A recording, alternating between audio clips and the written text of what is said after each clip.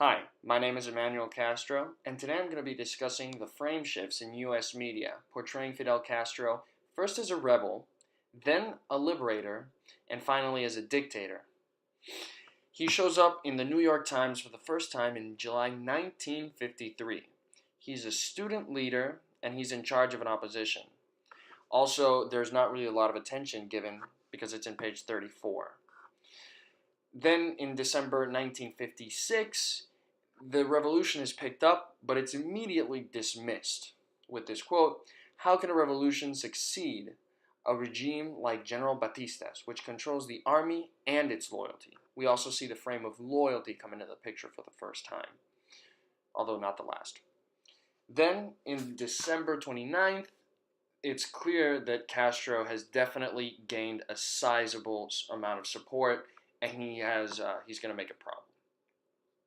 Then March 11th, 1957, there's no doubt it's headed by Castro, but Batista assures that the rebels have been dealt a massive blow.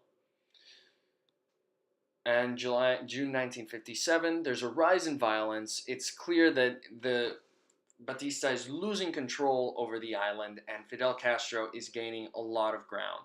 Now Fidel is portrayed as the rebel leader. It's also on page 4.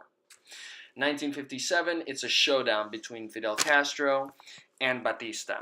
And there can be no doubt that history has been made by Fidel Castro. The New York Times is actually acknowledging Castro's accomplishments during this revolution. At this time, he's living in a forest and facing very difficult circumstances.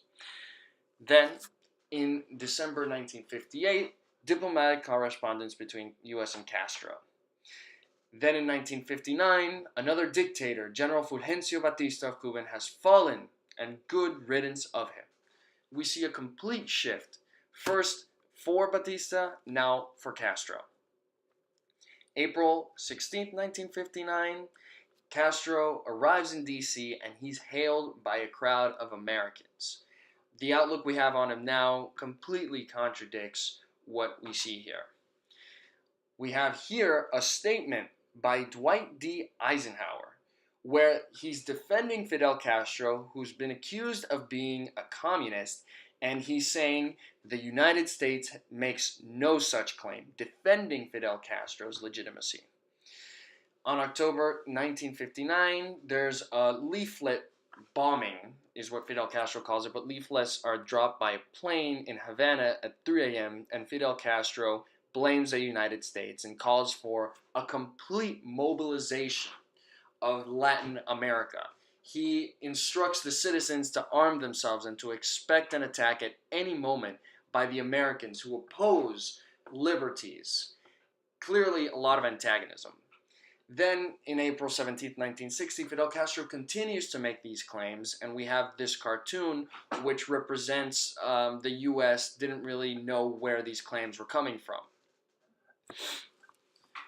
Then, in 1960, there's a rising organized and armed opposition against Cuba, so we start seeing a shift now, no longer from support, but more support for the rebels than for the Castro regime.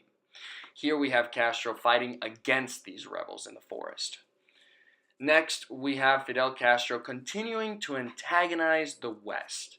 He calls for a massive mobilization, again, of America, of American brothers, against these Yankees, the enemy. And the United States, the frame taken is one of where is this coming from?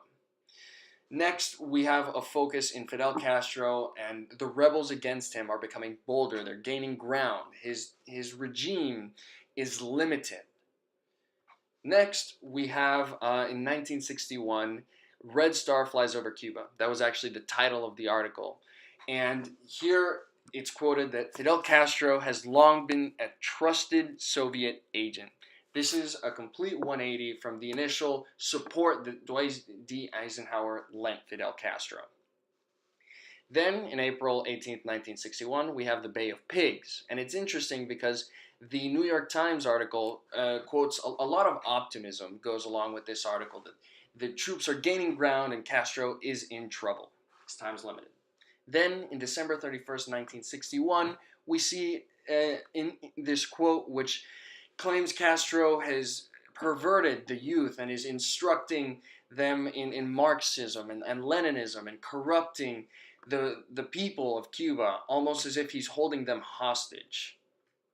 Next, in March 28, 1962, we have the Cuban Missile Crisis.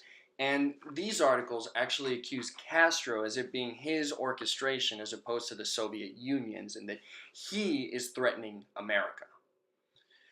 And then March 28, 2016, we see a continuation of this frame where Castro is quoted as, "We don't need the empire to give us anything." He's talking about Obama's visit in Cuba recently. And again, Castro is portrayed as an antagonist to the West. Here we have a timeline to kind of clear things up. So in 1953, Castro shows up for the first time. He's a rebel. Then in 1959, Castro is a liberator. He has liberated the Cuban people from Batista's corrupt regime, just another dictator in America. And in 1961, Castro's a Soviet agent. He's a bad guy.